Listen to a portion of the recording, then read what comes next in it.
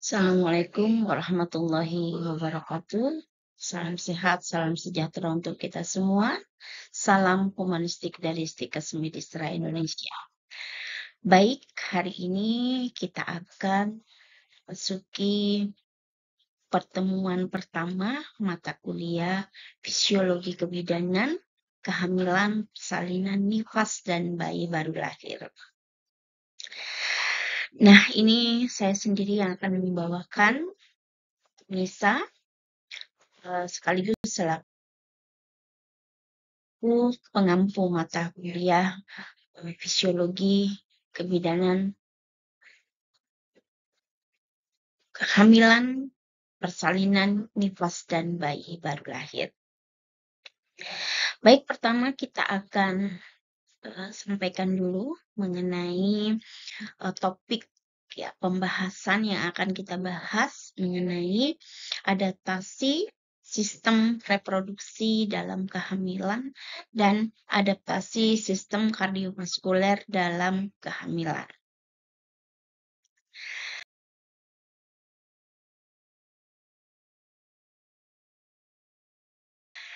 Nah, baik, kita akan bahas dulu mengenai apa itu kehamilan. Ya, kehamilan di sini merupakan proses yang normal alamiah, mulai dari masa konsepsi sampai dengan bayi baru lahir, di mana kehamilan normal akan berlangsung dalam waktu 40 minggu atau 10 bulan atau 9 bulan. Kemudian periode kehamilan dihitung sejak hari pertama haid terakhir atau kita sebut dengan HPHT sampai proses persalinan. Nah, kehamilan berarti dimulainya kehidupan kedua makhluk hidup, di mana ibu dan janin tentunya. Dan kedua-duanya ini mempunyai tugas yang sangat penting, terutama ibu mempunyai tugas penting untuk memelihara janinnya sampai dengan cukup bulan. Nah, pembagian waktu kehamilan, lama kehamilan itu diperkirakan kurang lebih 280 hari atau 4 minggu atau 10 bulan atau 9 bulan sejak hari pertama haid terakhir atau HPHT. Di mana periode ini dibagi menjadi 3 periode. Yang pertama itu adalah trimester pertama, berlangsung 0 sampai 12 minggu. Yang trimester kedua itu berlangsung 13 minggu sampai dengan 27 minggu. Sedangkan trimester ketiga berlangsung 28 minggu sampai dengan 40 minggu. Baik, selanjutnya, lalu apa itu adaptasi dalam kehamilan? Nah, kita perlu bahas tuntas ini mengenai adaptasi pada masa kehamilan. Yang disebut dengan adaptasi maternal dalam kehamilan yaitu adaptasi di mana merupakan akibat kerja hormon kehamilan dan tekanan mekanis akibat pembesarannya uterus dan jaringan-jaringan lainnya. Nah, adaptasi ini melindungi fungsi fisiologis normal seseorang wanita, di mana di dalam memenuhi tuntutan metabolik kehamilan tubuh wanita dan menyediakan kebutuhan untuk perkembangan dan pertumbuhan janin. Nah, di kehamilan ini menyebabkan perubahan umum. Di perubahan umum itu apa saja? Seluruh sistem.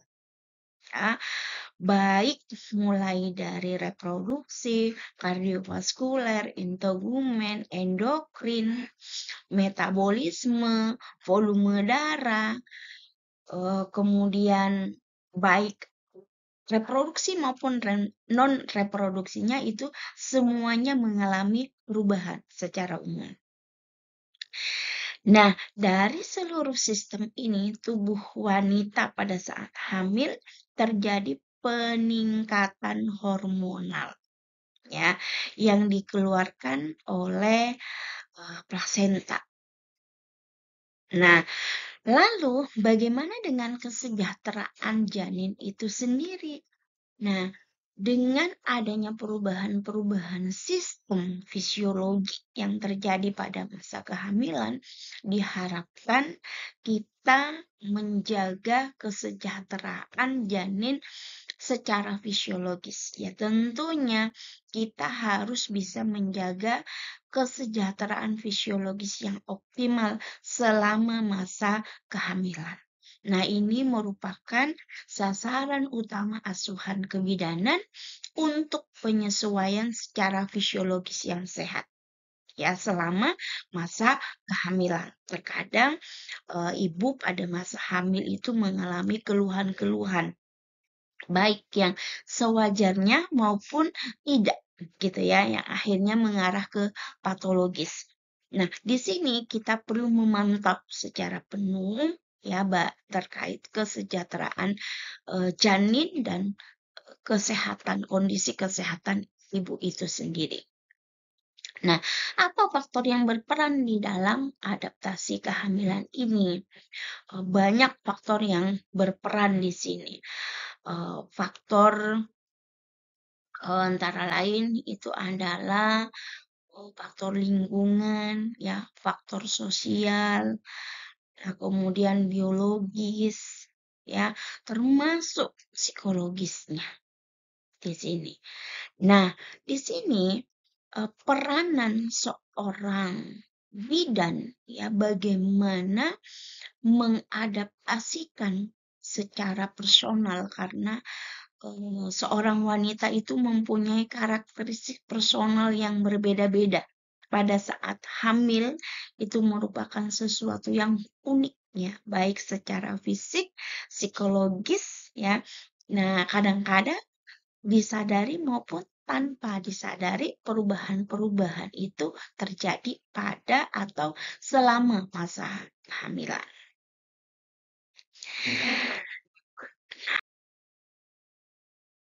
Baik, selanjutnya, nah kehamilan juga menyebabkan perubahan adaptasi pada sistem reproduksi, meliputi ya diantaranya organ reproduksi wanita, terutama pada organ reproduksi wanita, baik eksternal maupun internal. Ya, kita bahas dulu yang organ eksternal. Ya, apa saja yang mengalami perubahan? Di sini genitalia eksternal dalam alat kandungan ya, alat kandungan yang dapat dilihat ya dari luar ya wanita dalam posisi litotomi. Mulai dari mons veneris ya, bibir besar kemaluan atau labia mayora. Kemudian lagi yang ketiga itu labia minora. Itu bagian yang terkecil ya. Kalau kita lihat secara posisi litotomi di situ terlihat ya. Kemudian klitoris ya, kemudian vulva, kemudian turun lagi ke vestibulum, kemudian masuk lagi ke introitus vagina, termasuk selaput darah atau himen, kemudian lubang kemih atau orifisium uretra eksternal, kemudian perineumnya. Nah, itu perubahan-perubahan yang terjadi pada genitalia eksterna.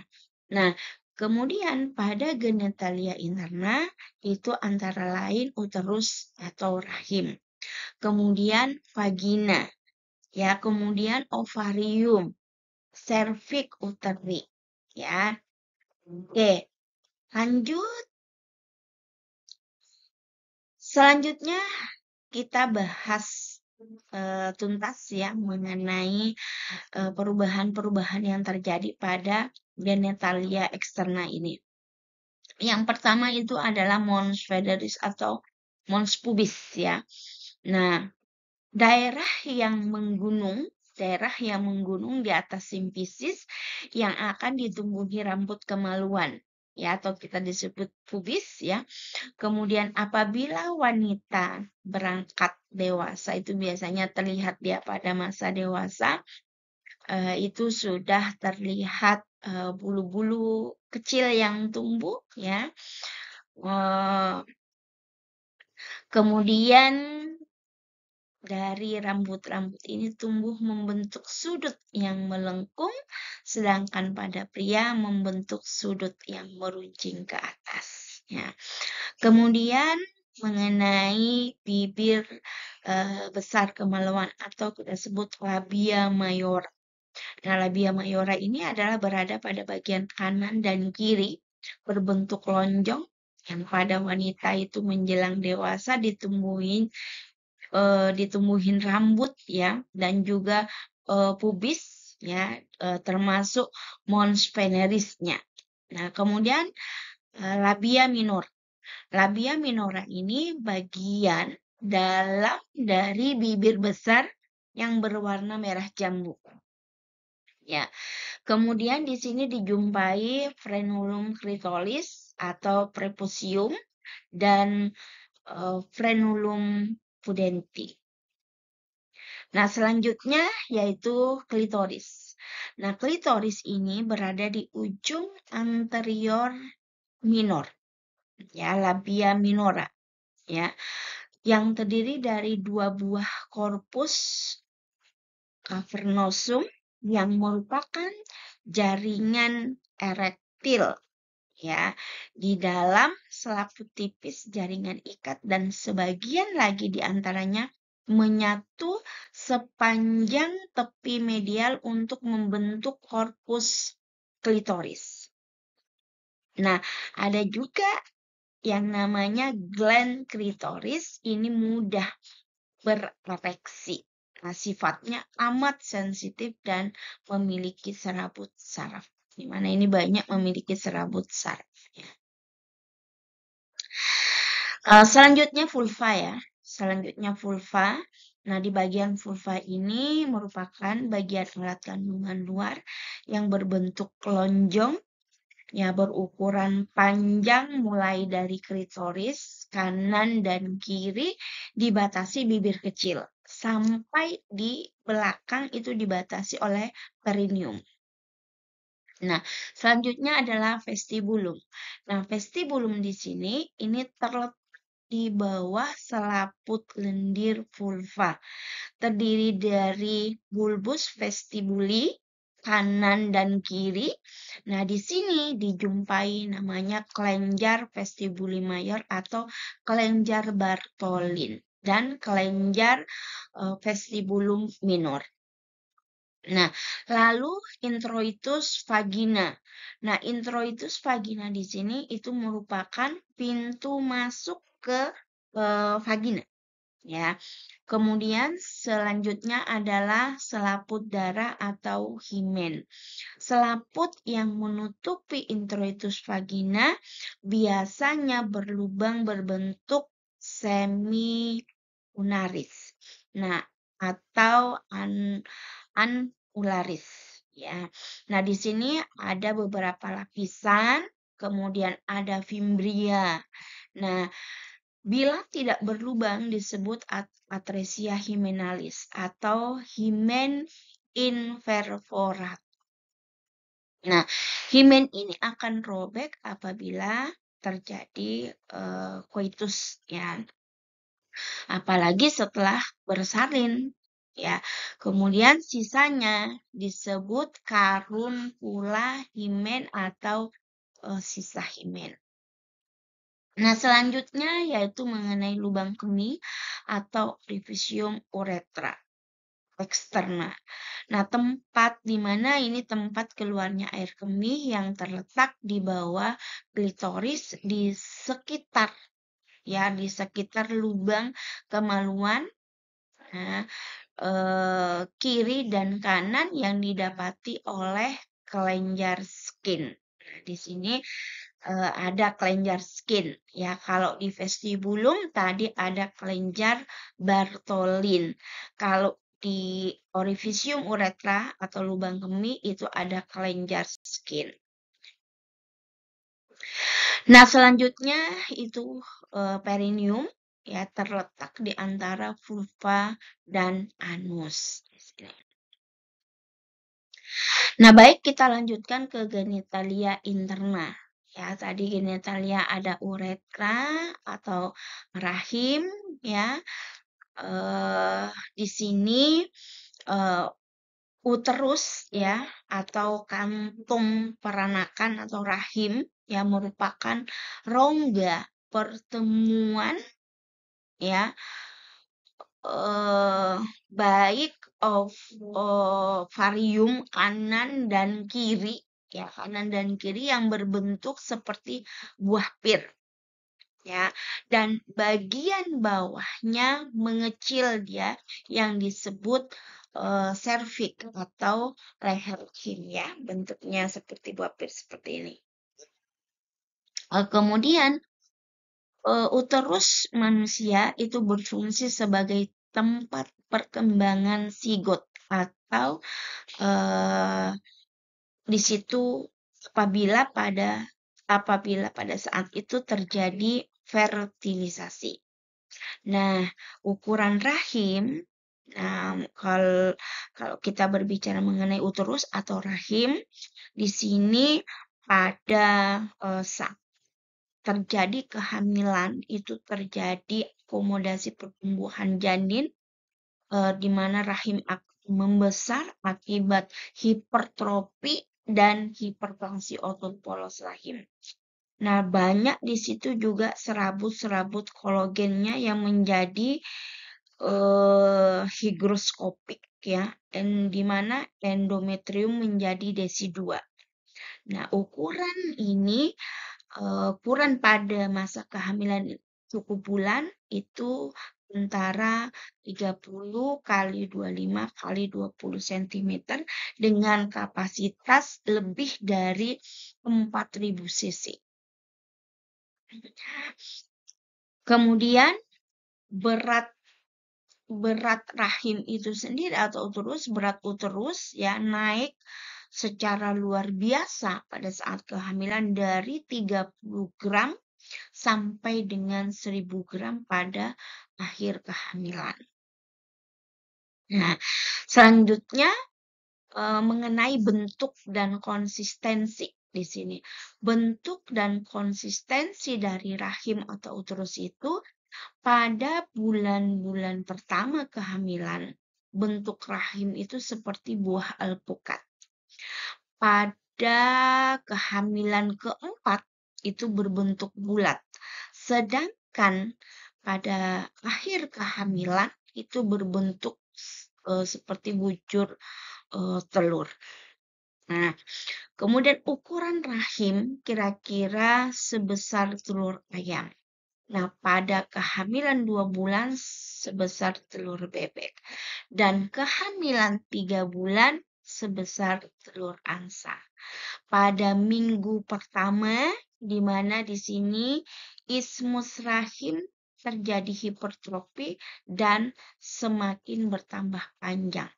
Sehingga bila diraba, itu terasa lebih panjang dan terasa lebih lunak, ya, soft di sini. Nah, keadaan ini disebut tanda Hegar. Nah, pada saat VT, itu kok teraba lunak gitu ya. Nah, kemudian ada jendolan-jendolan seperti telur ayam, telur bebek, telur angsa. Nah, itu tapi soft dia. Nah, itu disebut tanda Hegar. Nah, pada kehamilan 5 bulan, rahim teraba seperti berisi cairan ketuban. di sini dan dinding rahim terasa tipis. Ya, karena apa? Karena bagian-bagian janin itu sudah mulai dapat diraba melalui dinding perut dan dinding rahim. Oke, kemudian itu bentuknya. Sekarang posisi rahim.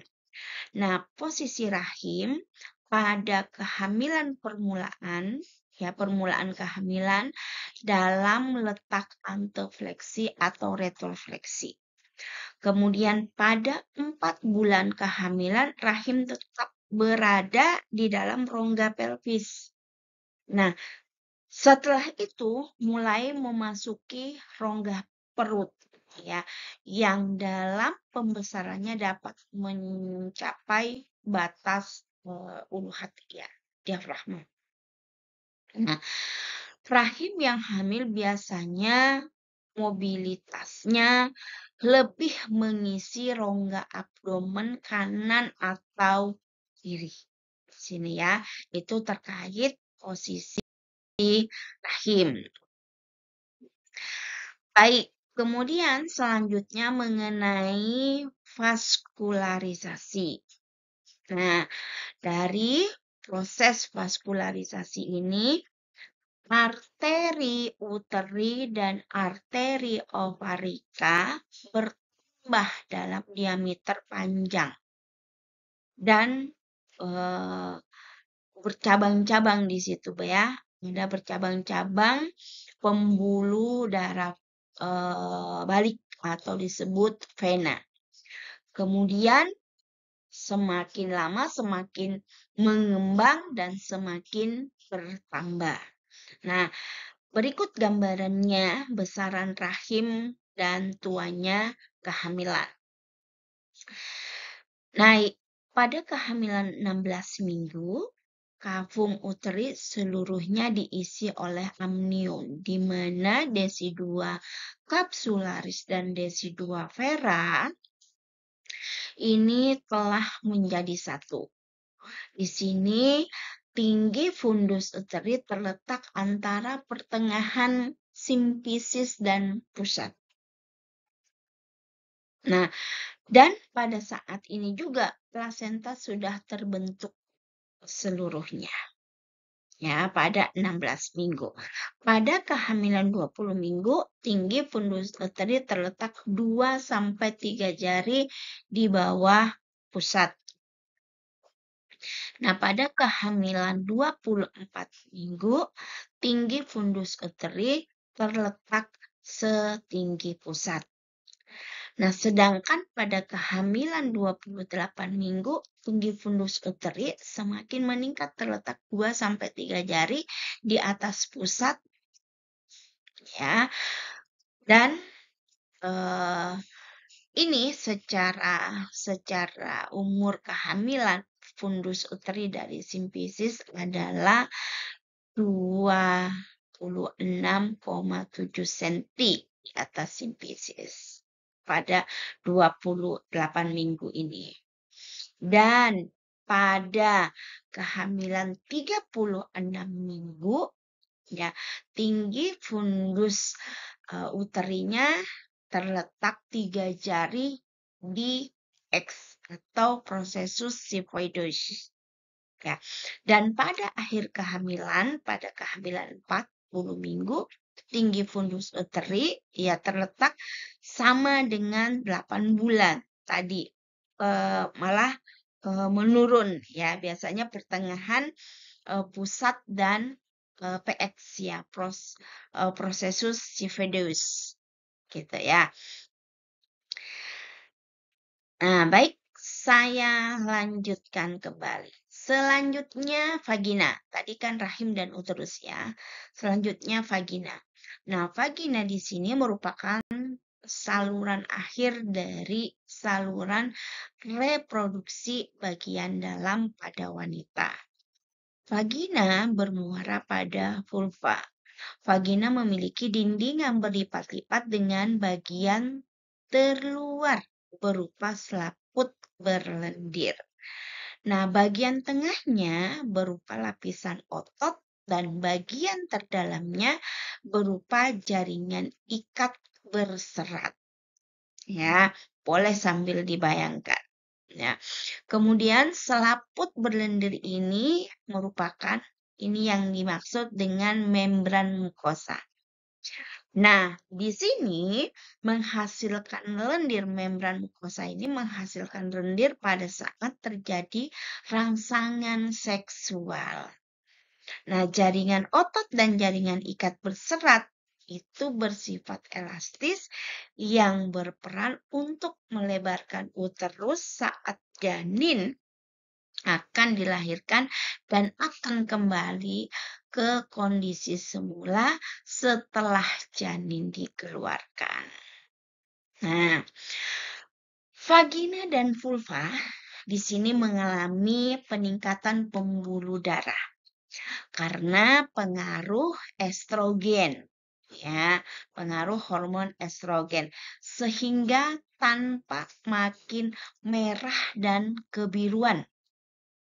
Nah, biasanya pada pemeriksaan spekulum, ya, warna lividnya pada vagina dan porsio itu disebut tanda merah kebiru-biruan itu namanya tanda Chadwick. Ya. Nah, kekenyalan vagina semakin bertambah, artinya daya regang juga semakin bertambah.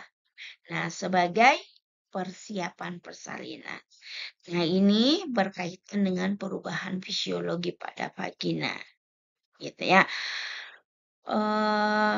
Beberapa teori mengatakan bahwa di sini kalau kita berbicara mengenai perubahan fisiologi ya, di situ dikatakan bahwa getah dalam vagina biasanya akan bertambah dalam kehamilan sampai dengan reaksi asam pH-nya itu 3,5 sampai 6. Nah, reaksi asam ini disebabkan oleh terbentuknya asidum. Ya, terbentuknya asidum yang dihasilkan untuk menghancurkan glikogen yang berada dalam sel-sel epitel vagina. Ya. Oke, lanjut kita ke ovarium setelah vagina. Nah, ovarium ini atau disebut dengan indung telur adalah sepasang organ berbentuk seperti buah almond yang berada di samping uterus, di dekat dinding lateral pelvis, dan berada pada lapisan posterior ligamentum latum. Nah, kemudian berada juga pada posterocaudal tuba fallopi. Nah, panjangnya kira-kira 2,5 sampai 5 cm dengan lebar kira-kira 1,5 sampai 3 cm dan masing-masing itu memiliki permukaan medial dan lateral. Ya. Nah, di sini masing-masing ovarium memiliki tepi anterior atau kita sebut dengan mesovarium dan tepi posterior yang bebas. Ovarium pada masa kehamilan, ini ovulasi berhenti. Indung telur yang mengandung corpus luteum gravidarum akan meneruskan fungsinya sampai dia terbentuknya plasenta secara sempurna. Ya, pada umur 16 minggu. Nah, yang mengambil alih pengeluaran estrogen dan progesteron. Nah, pada ovarium. Ya. Lanjut, selanjutnya pada cervix uteri. Ya, pada cervix uteri ini cervix bertambah vaskularisasinya dan menjadi lunak atau soft yang disebut dengan tanda Gudel. Ya, pada cervix itu tanda Gudel. Ya. Kemudian di sini kelenjar endoservikal membesar dan pengeluaran banyak cairan mukus oleh karena bertambahnya dan terjadi pelebaran pembuluh darah. Ya. Oke. Kemudian pada cervix uteri ini terjadi hiperpolarisasi dan perlunakan pada serviks oleh karena peningkatan hormon estrogen dan progesteron. Nah, peningkatan lendir serviks ini disebut dengan overkulum. Ya, kerapuhan meningkat sehingga mudah berdarah saat melakukan senggapan.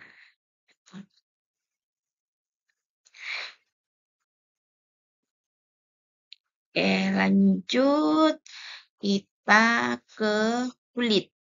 Ya, di kulit bagian interna ya, reproduksi interna ya. Kemudian pada kulit ini terjadi perubahan deposit pigmen dan hiperpigmentasi karena pengaruh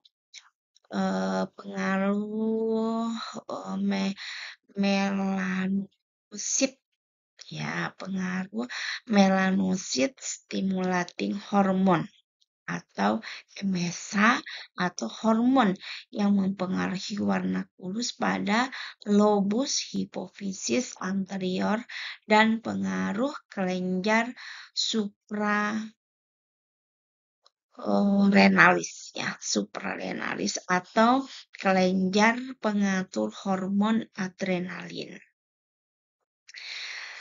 Nah, kemudian di sini terjadi hiperpigmentasi ya.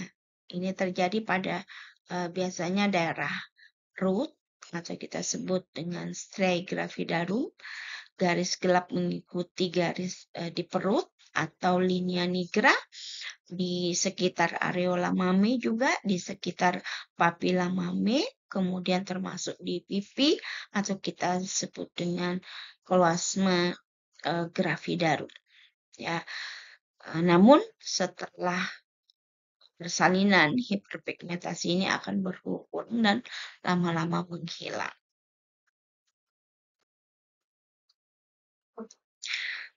Oke, kita lanjut. Kita sudah selesai mengenai reproduksi, ya. Masuk ke kardiovaskuler, ya, sistem perubahan pada kardiovaskuler.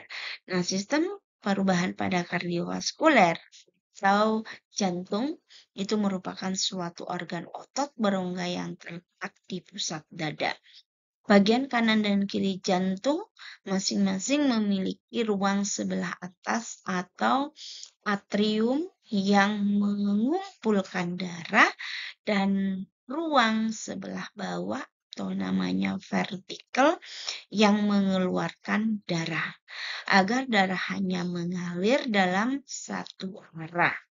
Maka ventricle memiliki satu katup pada jalan masuk dan satu katup pada jalan keluar. Nah, itu definisi terkait kardiovaskuler atau jantung. Nah, bagaimana dengan adaptasi dan perubahan pada saat kehamilan? Ya, tidak hanya berpengaruh pada sistem reproduksi saja, tetapi berpengaruh juga pada sistem kardiovaskuler. Nah, kita kupas tuntas dari mulai trimester pertama perubahan adaptasi pada jantung ini ya selama masa kehamilan. Nah, pada trimester pertama sirkulasi darah itu dalam kehamilan dipengaruhi oleh sirkulasi ke plasenta, di mana uterus yang membesar dengan pembuluh darah juga membesar. Termasuk di sini mamai dan alat-alat lainnya yang memang berfungsi berlebihan selama proses kehamilan berlangsung. Nah, mengenai volume plasenta maternal mulai dari meningkat pada saat 10 minggu usia kehamilan dan terus-menerus meningkat sampai dengan usia kehamilan 30 sampai dengan 34 minggu. Ya, sampai ia mencapai titik maksimum. Nah, perubahan rata-rata volume plasenta maternal berkisar antara 20 sampai 100%. Nah, di sini sampai terjadi peningkatan 18% tanpa suplemen-suplemen zat besi dan terjadi peningkatan yang lebih besar sampai mencapai 30% jika ibu meminum suplemen zat besi. Nah, di sini karena volume plasma pada saat ini meningkat rata-rata 50%. Nah, sementara mass RBC-nya itu meningkat hanya 80 sampai 30%. Nah, ini biasanya terjadi penurunan hematokrit selama kehamilan normal. Ya, makanya disebut anemia di sini ya. Nah, oke, itu pada trimester 1. Nah, selanjutnya kita pas lagi mengenai tekanan darah. Ya, pada trimester 1 sih ya. Tekanan darah akan turun selama 24 minggu pertama kehamilan. Ini diakibatkan oleh penurunan dalam perifer vaskuler resisten ya yang disebabkan oleh peregangan otot halus karena pengaruh hormon progesteron di sini. Tekanan sistolik di sini akan turun sekitar 5 sampai 10 mmHg dan diastolik pada 10 sampai 15 mmHg. Nah, selama kehamilan normal, kardiak output meningkat sekitar 30 sampai 50% dan sampai mencapai level maksimumnya yaitu selama trimester pertama atau kedua dan tetap tinggi selama persalinan. Nah, kemudian adaptasi dan fisiologi ini pada sistem kardiovaskuler terjadi hipertrofi atau pembesaran dilatasi ringan jantung kemungkinan besar disebabkan oleh peningkatan volume darah dan curah jantung. Nah, di sini karena diafragma terdorong ke atas, jantung terangkat ke atas dan berotasi ke depan dan ke kiri. Sehingga pada apex atau titik input maksimum ya bergerak ke atas juga ya sampai mencapai sekitar 1 sampai 1,5 cm. Nah, derajat pergeseran ini tergantung pada lama kehamilan dan ukuran serta posisi uterus. Nah, pada akhir trimester 1 mulai terjadi palpitasi karena pembesaran ukuran dan serta bertambahnya kardiak output. Nah, biasanya di sini sering terjadi hidung tersumbat ya.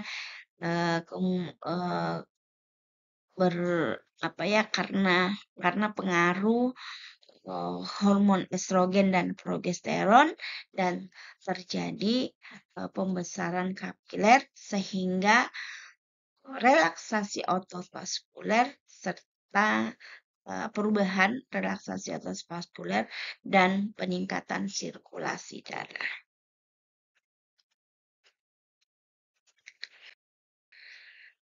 Lanjut pada trimester kedua ya. Nah, di sini pada trimester kedua pada usia kehamilan 16 minggu. Mulai di sini jelas kelihatan terjadi proses hemodilusi. Ya, setelah 24 minggu, tekanan darah sedikit naik kembali ya pada tekanan darah sebelum aterm. Ya, perubahan auskultasi mengiringi perubahan ukuran dari posisi jantung. Nah, di sini terjadi peningkatan volume darah dan curah jantung dapat menimbulkan perubahan secara umum ya, perubahan vaskularisasi ya atau perubahan auskultasi yang umum terjadi selama masa kehamilan. Nah, terkait bunyi splitting ya di S1 dan S2 ya lebih jelas terdengar ya. Kemudian S3 lebih jelas terdengar setelah minggu ke-20 gestasi. Nah, selain itu ya, tekanan sistolik tingkat 2 dapat didengar di daerah pulmonal ya antara minggu ke-14 sampai dengan minggu ke-20. Di sini denyutannya meningkat perlahan-lahan ya sampai mencapai 10 sampai 15 kali per menit, kemudian menetap sampai dengan aterm. Nah, ini bisa timbul juga palpitasi di sini.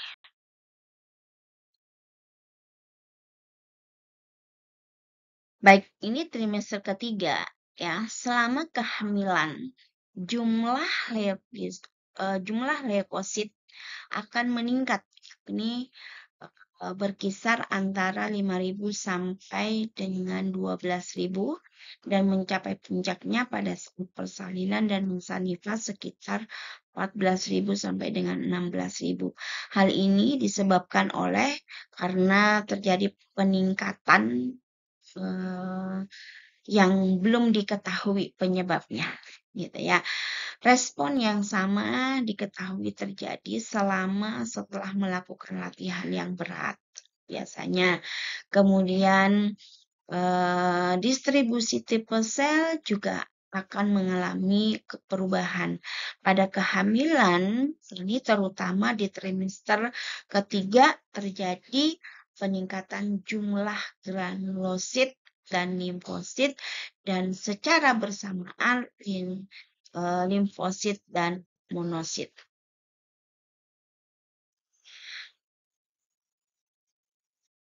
Baik, sudah selesai perubahan fisiologi dan adaptasi masa kehamilan pada sistem reproduksi dan kardiovaskuler ya. Saya simpulkan sekaligus closing statement dari sub mata kuliah fisiologi kehamilan, salinan nifas dan bayi baru lahir. Dan saat ini kita bahas terkait perubahan kehamilan pada sistem kardiovaskuler dan sistem reproduksi. Nah, pada wanita hamil itu terjadi adaptasi dan perubahan-perubahan fisiologi yang sangat spesifik. Nah, terjadi dalam sistem reproduksi yaitu vagina dan vulva vagina, rahim, serviks, ovarium, kulit, dan perubahan sistem kardiovaskuler itu terjadi mulai dari trimester 1 sampai trimester ketiga. Dan perubahan-perubahan yang terjadi saling berhubungan satu dengan yang lain. Namun, Perubahan ini merupakan hal yang wajar dan normal dan tidak perlu ditakuti, namun kita tetap waspada. Nah, perubahan-perubahan yang terjadi selama kehamilan akan kembali seperti keadaan sebelum hamil setelah proses persalinan dan menyusui selesai. Baik, terima kasih. Cukup sekian. Terima kasih atas atensi semuanya. Salam sehat untuk kita semua. Salam humanistik dari Stikes Medistra Indonesia. Wabillahi taufiq wal hidayah. Wassalamualaikum warahmatullahi wabarakatuh.